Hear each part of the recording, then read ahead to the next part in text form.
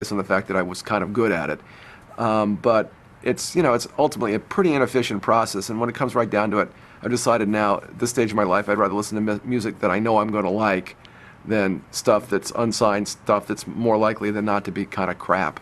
I mean, it's not a lot of great bands out there, and the chances of one of them randomly landing on my desk is kind of minimal. Mm-hmm. Well, I mean, if you're a young lawyer, what you should do is get to know the A&R people. I mean, that's the key. Is do what you have to do to get to know the A&R people, because they're going to be they're people you're going to shop to, and also the A&R people are a good source of artists, because that's their job to know about most artists, so they can tip you off to stuff they're interested in, and maybe not be able to sign, or maybe they do want to sign them.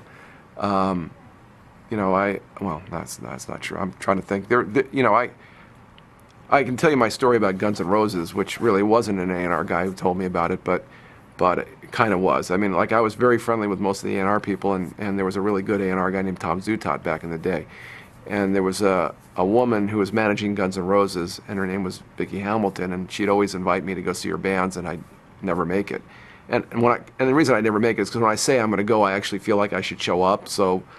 And I'd actually, I think, blown off one of them, and I felt really guilty about it. So she said she had this band, Guns N' Roses, that was playing the Troubadour that Friday night, and I said, okay, great. And then I had lunch with Tom Zutaut, I think, on Thursday, and he said he was going to see him. And I go, well, if Tom's going to go see him, they must be pretty good.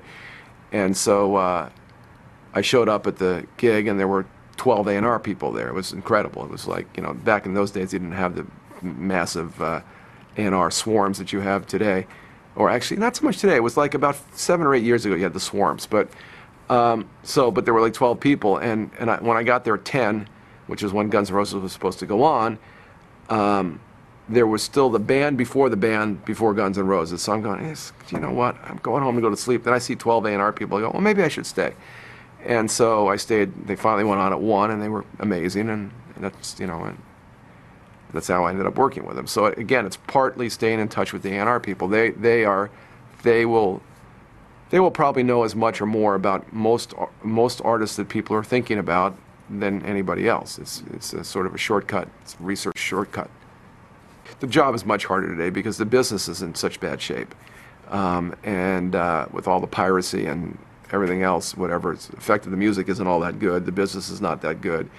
The record companies, which is the primary place where, as a music lawyer, you do business, they're all afraid for their jobs. They're laying people off. They're squeezing every nickel. Like it's, they need the imprint on their thumb. And it's not as fun as it used to be, and it's mostly having to do with the fact that the business is not in very good shape. Do you see an out? I have to say that up until recently, I was pretty much thinking it was hopeless. I'm not saying it's. I have an idea of what might happen. I'm not going to share it, but I have an idea of how things might actually turn out to be okay at some point, which is not to say that I don't think things were ever going to turn out okay. My premise has always been people want to listen to music, and musicians won't work for free. So somewhere in that equation, you're going to get some solution, but I for the life of me couldn't figure it out. And you'd sit there and read in Billboard recently, or the LA Times, the last 5 years, the record industry is not joining the modern age, and they're holding back these new technologies that consumers want. And I sit there and go, that's a bunch of crap, okay? First of all, these aren't consumers, they're thieves, they don't want to pay. And everybody's saying, well, you should monetize these new sources of technology. I'm a lot smarter than most people. I can't figure out a way to monetize it. And if somebody could, it would be happening. It's not easy, or maybe even doable, but it's certainly not easy. And all these people that say, well, consumers want this and consumers want that. Consumers want free, okay? And free is pretty hard to compete with. And so it's a very difficult problem. But ultimately, look, the consumers are getting what they want. The more free they get, the less musicians get paid, the less good the music is. And then there's the other argument, well, musicians will do it because they love the music, and it'll all be great because they'll do it because they love it. Well, even if you love it, if you can do it 16 hours a day, it's a lot better than if you have a 12-hour shift in McDonald's. You'll write a lot more music if you're not flipping burgers. So even if you love the music, the chances of making more and better music is higher if you're actually getting paid for it. So, I don't know. Let's step back to 1999 or 2000 or whenever we filed that. First of all, it was extremely courageous by Metallica because they took all the crap, and for me, I just got paid, so it wasn't. But the thing that was interesting about it was that very early on, we saw the problem. I'm not so sure that the record industry, and I'm just being charitable there, had any idea of how big the problem was. There was all this crap about how sales are better than they ever were, and Napster is flourishing, and what was really going on is the sales would have been even better, except people were stealing, and it just wasn't as big a problem. There's all these arguments. Frankly, I don't buy any of them. This thing was a disaster. It was obvious it was a disaster.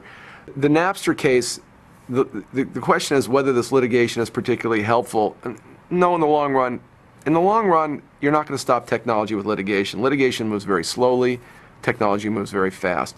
The Napster case was actually significant in that it really handicapped the, for lack of a better word, I'll call them thieves, in their ability to purvey their thievery, because the Napster case determined that you can't have like a firewall or a central server. You have to have this decentralized, peer-to-peer software, and that made it very vulnerable. Now, having said that, the record companies, I believe, were slow to act on that vulnerability of the peer-to-peer systems, and then what we've ingrained is an entire generation that doesn't believe you should pay for music, and I think it's now moved beyond a peer-to-peer problem. It's just problems all over the place. But at least the litigation established some rules that made it a little hard to propagate the peer-to-peers, and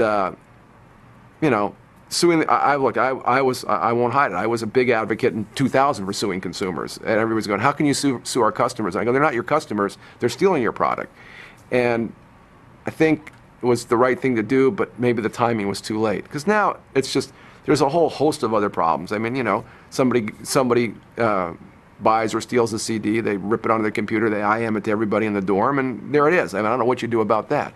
So there was an opportunity, I believe, that was lost early on in the battle, and now I think there's just a mindset that just doesn't value music anymore, or values it very little. And that's sad to me, because musicians and songwriters work really hard, and I think they should be paid. And I think people, even if they're rich rock stars, they have all the money they need. Well, I represent a lot of songwriters that don't make money anymore because they don't get paid. Because when you download something and don't pay for it, the songwriter has no way to make money. He can't go on tour. Nobody's going to buy a Billy Steinberg T-shirt or Diane Warren T-shirt. So they're limited to writing songs. And if there's no money made writing songs, they're not going to make any money. I haven't run the economics on an idea of taxing the hardware. The big idea 5 years ago was add a fee to the ISPs. That was the big idea, and everybody's big proponents of that. There are guys that just go on and on and on about you should make a deal with the ISPs. And I haven't run the numbers on the hardware tax. Run the numbers on the ISP tax, or the ISP fee add-on. What do you think people would pay? $1, $2? There's maybe 100 million broadband in the United States, probably less.